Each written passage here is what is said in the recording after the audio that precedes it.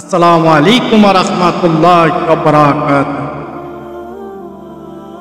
সম্মানিত হাজিরিন, আলহামদুলিল্লাহ আমরা একটি গুরুত্বপূর্ণ আলোচনা করতে চেষ্টা করব ইনশাআল্লাহ। আল্লাহ পাক রব্বুল আলামিন যদি তৌফিক দান করেন।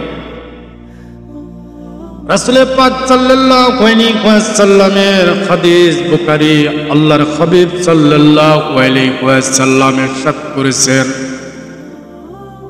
আমার আপনার নবী, রহমতের নবী, দয়ার নবী, মায়ার নবী, আল্লাহর হাবিব সাল্লাল্লাহু আলাইহি ওয়াসাল্লাম ইরশাদ করেছেন, ও আমার উম্মতেরা, তোমাদের মাঝে সেই উত্তম।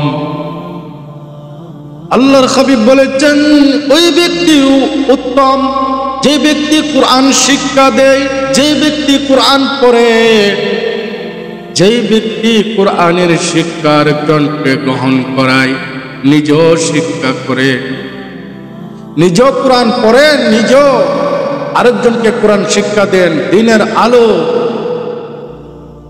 জ্বালিয়ে দেন। যে ব্যক্তি দ্বীনের কথা বলেন, দ্বীনের খেদমত করেন, দ্বীনের পথে আছেন, দ্বীনের শিক্ষা দেন, ওই ব্যক্তি উত্তম। রাসূল পাকের হাদিস বুখারী, আল্লাহর হাবিব সাল্লাল্লাহু আলাইহি ওয়াসাল্লাম, আমার আপনার নবী রাহমাতুল লিল আলামিন, নবী মুহাম্মদ আরবি সাল্লাল্লাহু আলাইহি ওয়াসাল্লাম,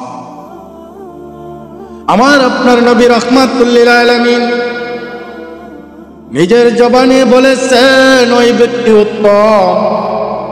আল্লাহ পাক রব্বুল আলামিন সেই ব্যক্তিকে উত্তম বানিয়ে দেন যে ব্যক্তি কুরআন নিজেও পড়েন, অন্যকে শেখান, দ্বীনের কথা নিজেও আমল করেন, অন্যকেও দ্বীনের কথা শিক্ষা দেন, ওই ব্যক্তি উত্তম। দুনিয়ার জমিনে আল্লাহর হাবিব সাল্লাল্লাহু আলাইহি ওয়াসাল্লাম ইরশাদ করেছেন, আল্লাহ পাক যেন আমাদেরকে সেই তৌফিক দান করেন, আল্লাহ পাক যেন আমাদেরকে দ্বীনের শিক্ষা নিজে গ্রহণ করতে পারে, অন্যদেরকে শিখাতে পারে। আল্লাহ পাক রব্বুল আলামিন যেন আমাদেরকে প্রত্যেকটা মুসলমানকে সেই তৌফিক দান করেন। আল্লাহর হাবিব সাল্লাল্লাহু আলাইহি ওয়াসাল্লাম বলেছেন, সেই ব্যক্তি উত্তম।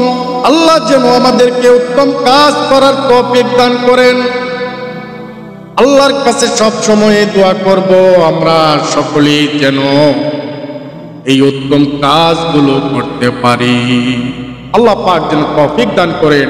আমিন।